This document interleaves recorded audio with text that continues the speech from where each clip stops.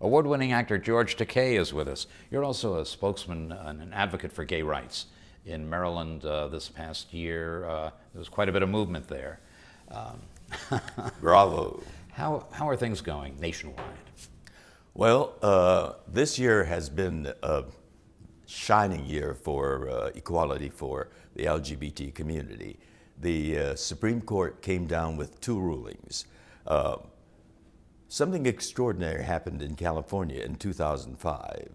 Our legislature, both houses, the Senate and the Assembly, passed the marriage equality bill. Only Massachusetts had marriage equality up to that time, and that came through the judicial route. So this was a historic event. All that was needed for that bill to become the law of the state was the governor's signature. The governor at that time was a famous actor, Arnold Schwarzenegger. And we thought surely he would sign the bill because when he campaigned, he said, "I come from Hollywood. I've worked with gays and lesbians. Some of my best friends are gays and lesbians." So we expected him to sign the bill. When he vetoed it, playing to his right-wing Republican constituency, I was outraged. And that's when I came out and to make my voice authentic to comment on that bill. But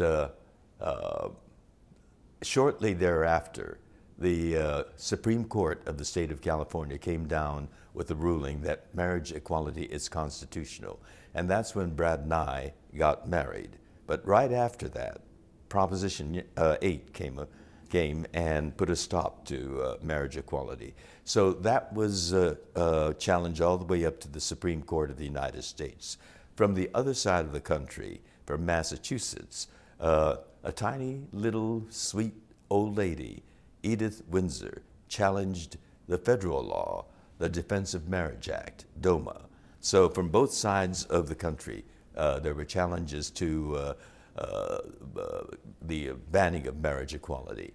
During the debate in Maryland, we heard often that we need a certain number of states. We need more states to ratify this thing so that it'll be constitutional.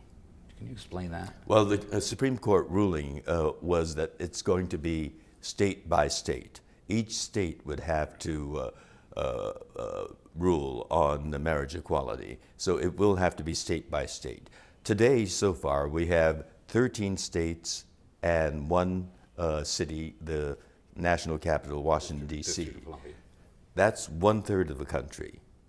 There's 2/3 of the country without marriage equality. When I pledge allegiance to the flag, I pledge allegiance to one nation, under God, indivisible, with liberty and justice for all. Indivisible. We have divided the country into 1/3 and 2/3. We are working hard to make it one nation, under God, indivisible. It seems Hawaii is going to be the next state to legalize marriage equality. And the Internal Revenue Service recently came out with a ruling. That's right. Yes. What does that do? Well, we can both file jointly, and there are other aspects of marriage equality, having the federal DOMA done away with, the benefits from Social Security, particularly for veterans, their spouses will get all the benefits that same-sex couples get. So the world is changing for 1/3 of the nation here. And now we've got our work cut out for us, ahead of us. George Takei, thank you for sitting down with us. Thank you. I'm Lou Davis for Maryland Public Television.